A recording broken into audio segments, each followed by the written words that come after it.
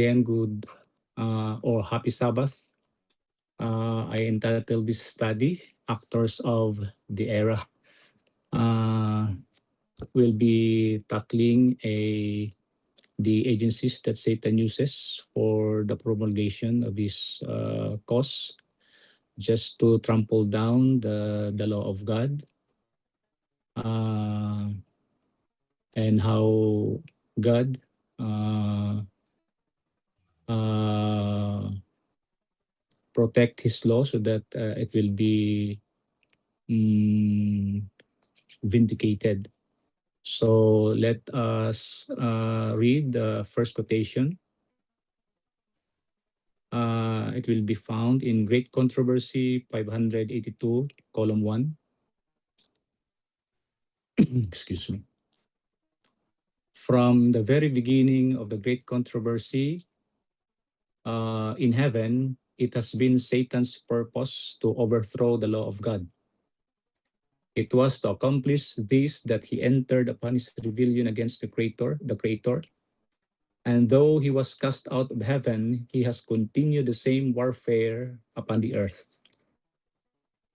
to deceive men and thus lead them to transgress God's law is the object which he has steadfastly pursued. Whether this be accomplished by casting aside the law altogether or by rejecting one of its precepts, the result will be ultimately the same.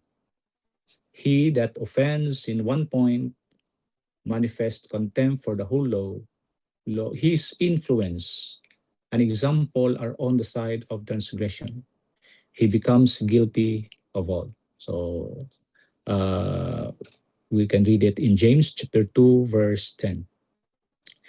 In seeking to cast contempt upon the divine statutes, Satan has perverted the doctrines of the Bible, and errors have thus become incorporated into the faith of thousands who profess to believe the scriptures. The last great conflict between truth and error is but a final struggle of the long-standing controversy concerning the law of God. Upon this battle we are now entering, a battle between the laws of men and the precepts of Jehovah, between the religion of the Bible and the religion of fable and tradition. So uh, that's the purpose of Satan, to overthrow the law of God. Uh, so we'll be tackling about the papacy, Protestant churches, spiritualists, and atheists. These are the agencies that was used and being used by Satan just to uh, overthrow the law of God. Okay. First, according to thoughts on Daniel and Revelation, uh, paganism had been the chief agency of Satan's opposition to the law, to the work of God in earth. So this is from the voice of Uriah Smith. Next one is same person from his book Thoughts on Daniel and Revelation. He talks about the papacy, a marvel of craft and cunning, an incarnation of fiendish bloodthirstiness and cruelty. That is how he described papacy. Okay. So according to Last Day Events, from the words of Ellen G. White, page 130, she said, "How the Roman Church can clear herself from the church of idolatry we cannot see. And this is the religion which Protestants are beginning to look upon with so much favor, and which will eventually be united with Protestantism. This union will not, however, be affected by a change in Catholicism, for Rome never changes. She claims infallibility, It is Protestantism that will change. The adoption of liberal ideas on its part will bring it where it can clasp the hand of Catholicism. So that's true. Catholicism will never change. Next one is about, excuse me, the Protestant churches. When the leading churches of the United States uniting upon such points of doctrine as are held by them in common, shall influence the state to enforce the decrees and to sustain their institutions, then Protestant America will have formed an image of the Roman hierarchy, and the infliction of civil penalties upon dissenters will inevitably result.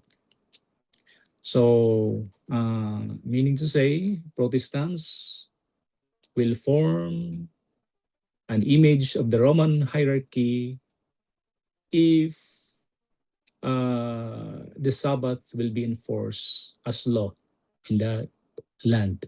Okay. Next one is spiritualism, another actor that we need to understand his role in these last days. According to Uriah Smith in his book Thoughts on Daniel and Revelation, his comments on the image to the beast he said, closely associated with this working of miracles is the erection of an image to the beast. The prophet thus connects the two in verse 14. Verse 14. Actually, this is in Revelation 13, verse 14. It talks about the leopard-like beast, or I mean, sorry, the lamb-like beast.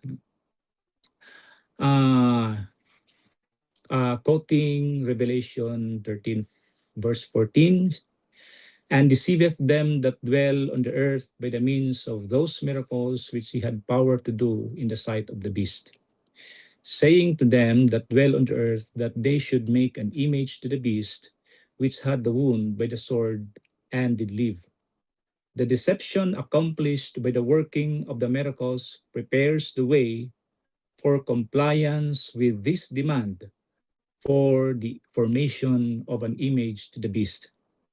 So, meaning to say, the spiritualism will influence the Protestant churches in America to enforce the mark of the beast, which is Sunday observance.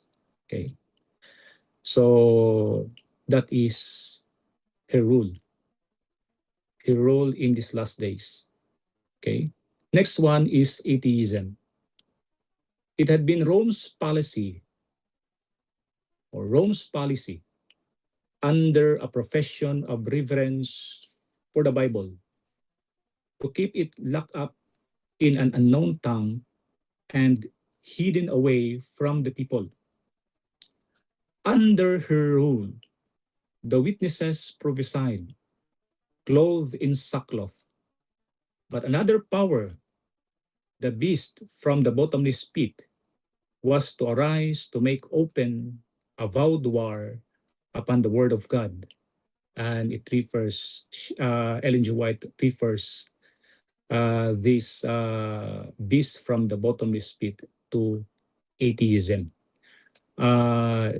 This will be found in Great Controversy 269 under the title of the French Revolution. It talks actually about Revelation chapter 11, about the power that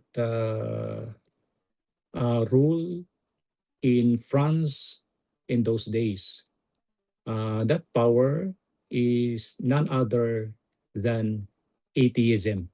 Okay, so we will continue to read the Great Controversy 269, column 2. It says, When the message was brought him by Moses in the name of the Lord, Pharaoh proudly answered, "Who is Jehovah that I should hearken unto his voice to let Israel go?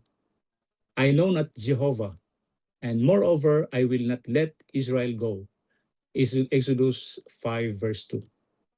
This is atheism, according to Sister White. This is atheism. And the nation represented by Egypt would give voice to a similar denial of the claims of the living God and would manifest a like spirit of unbelief and defiance. The great city is also compared spiritually to Sodom.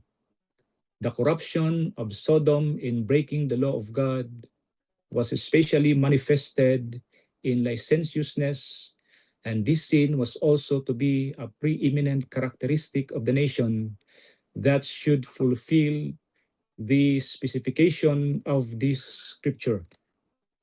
And this fulfillment happened to the France during the time of the French Revolution, where atheism ruled that nation. And the result is very, very sad because they had um, rebelled. They have rebelled against God, and all the literature, Bible, were burned. They declared openly the rebellion to God during the time.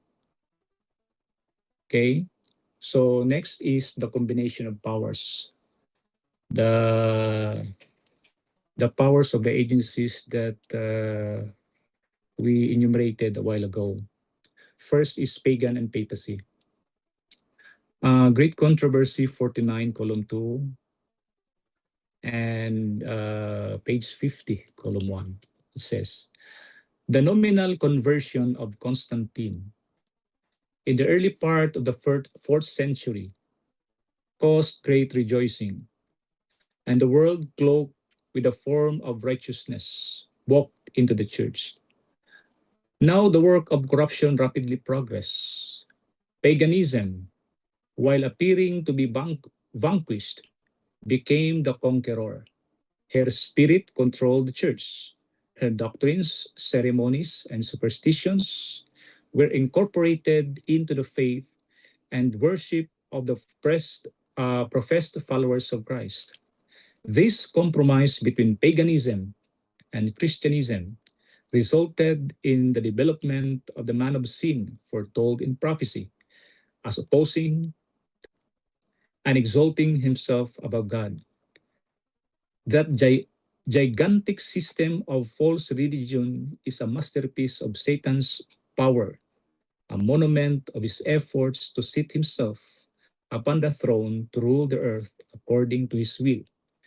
That is why we believe that Roman Catholicism is not actually Christian religion. It is pagan, a pagan religion, because what controls the church is not the doctrine of Christianity, but of paganism. Okay, that is very clear. Next, papacy and Protestantism. We can read this in Last Day Events 130. How the Roman Church can clear herself from the charge of idolatry, we cannot see. And this is the religion which Protestants are beginning to look upon. Actually, we have read this a while ago. I think we have read this a while ago, so let us just read it again. How the Roman Church can clear herself from the church of idolatry, we cannot see. And this is the religion which Protestants are beginning to look upon with so much favor, and which will eventually be united with Protestantism.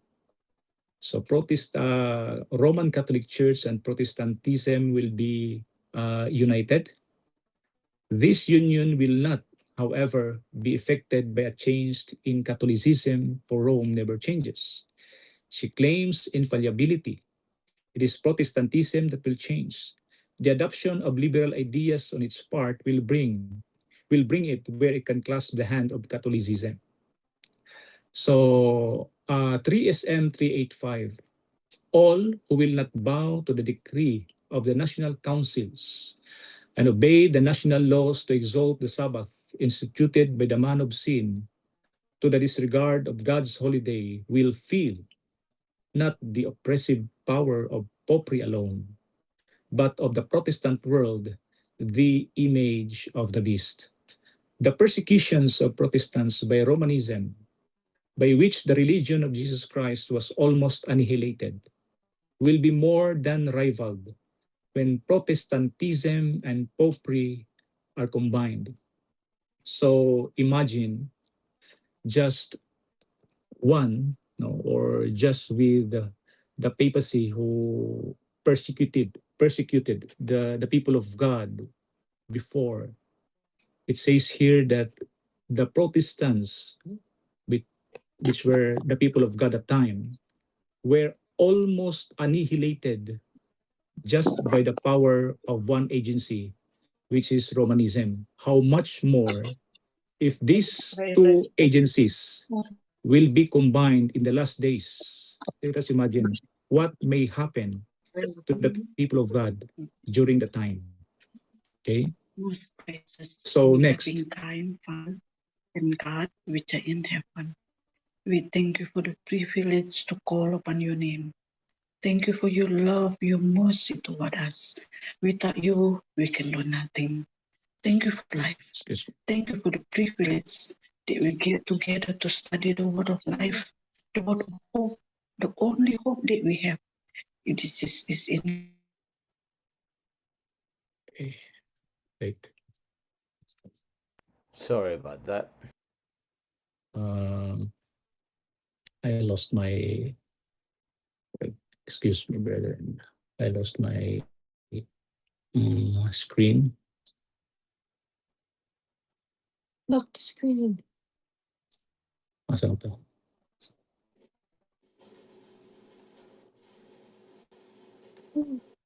Back to the meeting. I think you're still sharing, Don. Yeah, but I can't find it. I lost. I think you go back to the the study you have. I think. Yeah, balik. Yeah, there you go. Okay, thank you. Okay. Uh, the Protestants of the United States will be foremost in stretching their hands across the gulf to grasp the hand of spiritualism. They will reach over the abyss to clasp hands with the Roman power, and under the influence of this threefold union, this country will follow in the steps of Rome in trampling on the rights of conscience, that is in Great Controversy 588. So the threefold union is composed of papacy, Protestantism, and spiritualism. So let us take note of this thing because I just heard a lecturer just this morning that uh, he interpret this threefold union as papacy, Protestantism, and this United Nation, which is wrong because according to this quotation, Great Controversy 588, the threefold union is composed of papacy, Protestantism, and spiritualism. And who are the instruments of this union? None other but the United States or the Protestants of the United States of America. He is trying, or she's stretching their hands to grasp, to that this Roman Catholicism and spiritualism will be united, and he is the instrument of that unity. So this threefold union is among the agencies that Satan is using just to promulgate his false Sabbath. In what way? According to what we had just read a while ago, that spiritualism will influence Protestantism to enforce the mark of the beast, which is the Sunday law. Okay. So the grand movement, what is this grand movement that the Spirit of Prophecy calls? Great Controversy 588. The line of distinction between professed Christians and the ungodly is now hardly distinguishable. Church members love what the world loves and are ready to join with them. And Satan determines to unite them in one body and thus strengthen his cause by sweeping all into the ranks of spiritualism. It may be that we are just focusing on the works of the Roman Catholic Church, but brethren, remember that there are agencies that Satan is using in our days. Okay, one of those is this spiritualism, and Satan is very determined to bring everything, all of the religion, all of the institution or departments, every country, every individuals to the ranks of spiritualism. So it says here, papists who boast of miracles as a certain sign of the true church, because that is one of their pillar of the Roman Catholic Church, the miracles. According to them, it is the sign of a true church. They believe in miracles, and this will be used by Satan to convince them to unite with the spiritualism. So let us read again. Papists who boast of miracles as a certain sign of the true church will be readily deceived by this wonder-working power. Okay. And Protestants, having cast away the shield of truth, will also be deluded. So papists, Protestants, and worldlings will alike accept the form of godliness without the power, and they will see in this union a grand movement for the conversion of the world and the ushering in of the long-expected millennium. So papists, Protestants, and worldlings are called in this quotation as grand movement. They will be, uh, they will accept, and they're already accepting actually the doctrine of spiritualism. Okay, so let's go to the role of spiritualism. First, okay, I found a website. It's Britannica, www.britannica.com. It talks about the modern spiritualism. It was it started during the time of Ellen G. White. Happened in the United States. Okay, but how important is to know about the role of this modern spiritualism.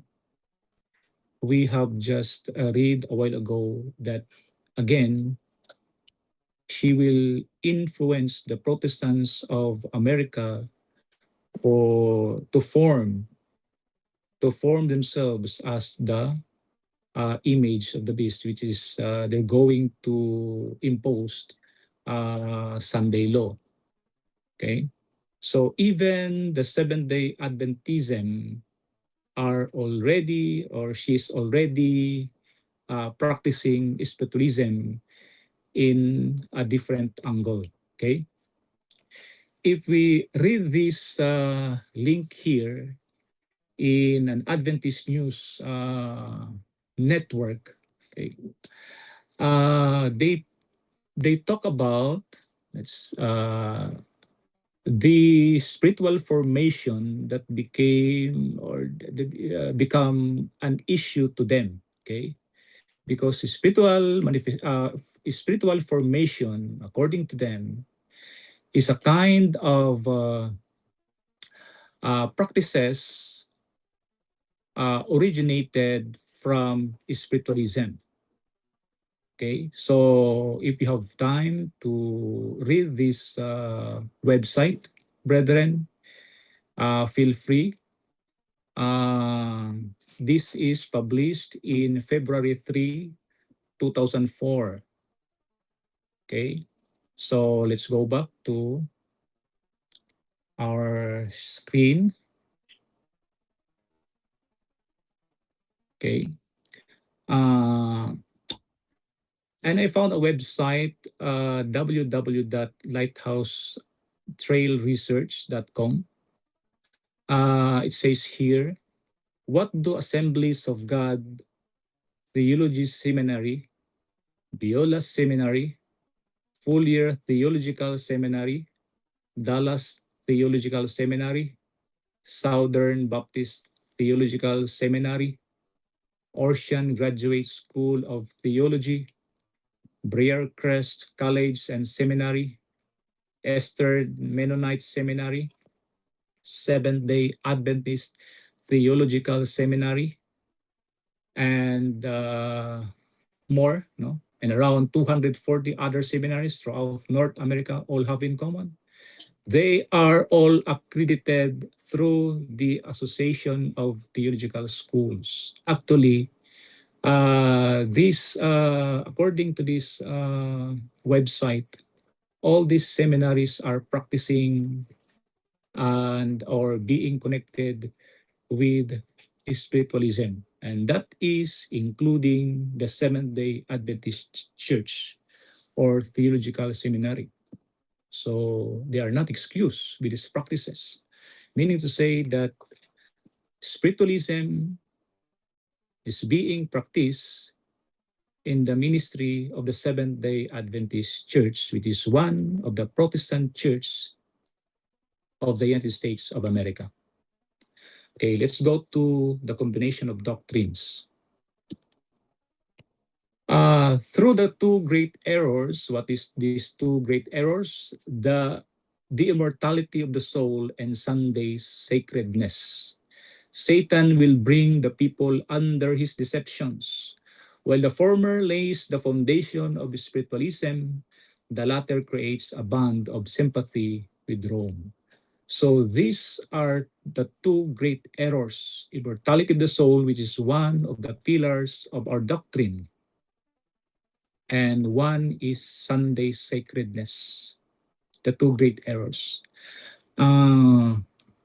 So this doctrine, including the agencies that holds this, holds this doctrine, such as spiritualism, which is immortality of the soul, and Catholicism is Sunday sacredness. These two great errors will be together so that Sunday sacredness will be enforced. Okay, so they will not be separated issue in these last days. Okay, another one is the mingling of truth with error, the temperance work and Sunday sacredness. From Great Controversy 587. Yet this very class put forth the claim that the fast-spreading corruption is largely attributable to the desecration of the so-called Christian Sabbath, and that the enforcement of Sunday observance would greatly improve the morals of society. This claim is especially urged in America, and this actually happened many times in the United States of America, just during the time of the pioneers or Ellen G. White, okay? Where the doctrine of the true Sabbath has been most widely preached. Here, the temperance work one of the most prominent and important of moral reforms, is often combined with the Sunday movement, and the advocates of the latter represent themselves as laboring to promote the highest interest of society.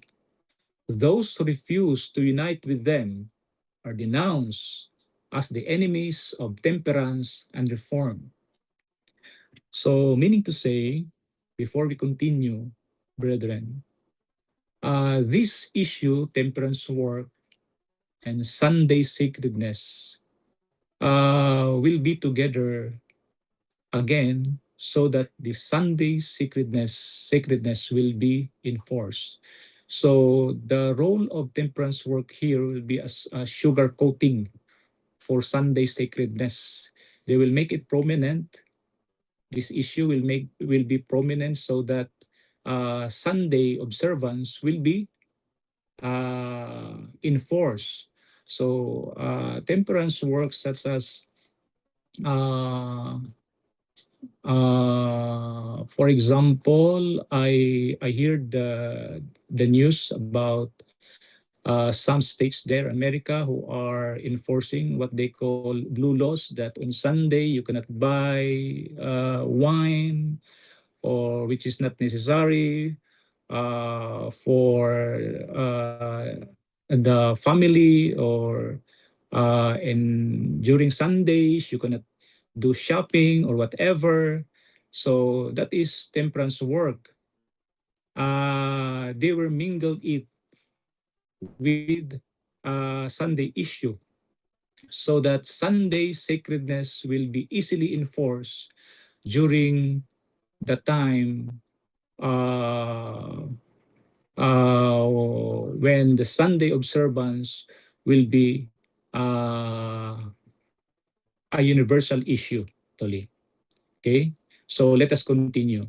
But the fact that a movement to establish error is connected with a work which is in itself good, temperance work is a good thing, uh, it is not an argument in favor of the error. We may disguise poison by mingling it with wholesome food, but we do not change its nature. On the contrary, it is rendered more dangerous as it is more likely to be taken unawares. It is one of Satan's devices to combine with falsehood just enough truth to give it plausibility. The leaders of the Sunday movement may advocate reforms which the people need, principles which are in harmony with the Bible. Yet while there is with this a requirement which is contrary to God's law, his servants cannot unite with them. Nothing can justify them in setting aside the commandments of God for the precepts of men. Okay? So they will use temperance work just to sugarcoat the issue or the Sunday sacredness. Okay. So back to the time of the pioneers. Uh, we can read it in Thoughts on Daniel and Revelation, page 588. It says that in the year 1900, a meeting of Protestant ministers was held in New York City, at which was organized the National Federation of Churches. This was followed by the formation of state and local federations throughout the country. 2 years later, at a meeting of the organization in Washington, D.C., a committee of correspondence was chosen, which sent to all the leading Protestant churches in the United States an address on the cooperative relationship of the churches of Jesus Christ in Christian work. A call was made for the concentration of effort for the removal of social evils, the cleansing of the centers of vice and corruption, and the promotion of temperance, Sabbath observance, and general morality. So, uh, uh, this is what I said just a while ago, that this temperance work and Sabbath observance, like what happened in 1900, will go together just to promulgate the institution of the papacy, which is Sunday observance or the mark of the beast. Okay? So, why spiritualism? Great Controversy 589. Through spiritualism, Satan appears as a benefactor of the race, healing the diseases of the people and professing to present a new and more exalted system of religious faith. But at the same time, he works as a destroyer. His temptations are leading multitudes to ruin, and temperance dethrones reason. Sensual indulgence, strife, and bloodshed follow. Satan delights in war, for it excites the worst passions of the soul and then sweeps into eternity its victims steeped in vice and blood. It is his object to incite the nations to war against one another, for he can thus divert the minds of the people from the work of preparation to stand in the day of God. That's the reason why we can hear rumors of war in every nation, brethren, and that is what's happening right now because Satan loves to incite the nations to war so that the people will be diverted from the work of preparation. Okay? So, spiritualist asserts that men are unfallen demigods, that each mind will judge itself, that true knowledge places man above all law, that all sins committed are innocent, for whatever is right, and God doth not condemn. The basis of human beings is it represents us in heaven and highly exalted there. That's the doctrine. Thus it declares to all men, it matters not what you do, live as you please, heaven is your home. Multitudes are thus led to believe that desire is the highest law, that license is liberty, and that man is accountable only to himself. With such teaching, given at the very outset of life, when impulse is strongest and the demand for self-restraint and purity is most urgent, where are the safeguards of virtue? What is to prevent the world from becoming a second Sodom? Okay? So, next, as we continue to read Education 228, this one talks about ETS just after the page that the paragraph that we have just read. At the same time, anarchy, says here, is seeking to sweep away all law, not only divine but human. The centralizing of wealth and power, the vast combinations for the enriching of the few at the expense of the many, the combinations to the poorer classes for the defense of their interests and claims, the spirit of unrest, of riot and bloodshed, the worldwide dissemination of the same teachings that led to the French Revolution, all are tending to involve the whole world in a struggle similar to that which convulsed France. So if we remember what happened to the French to France during the time of the French Revolution, all most of the people there do not believe God because of what? Because of the ETS that rule that nation during that time. So everything will become anarchy, and that was happened during the time in the country of France, and those experience or those history uh, according here will are all tending to involve the whole world. So that is why we can see it around us, that everything is not is very confusing, brethren, because of what is happening right now. The agencies that Satan is using are all at work, and we have to be prepared for the crisis that is being happen or going to be happen in our days, so that when Jesus comes, we will be accepted. Let us just be faithful and be guided by the Holy Spirit. God bless us all. And again, happy Sabbath.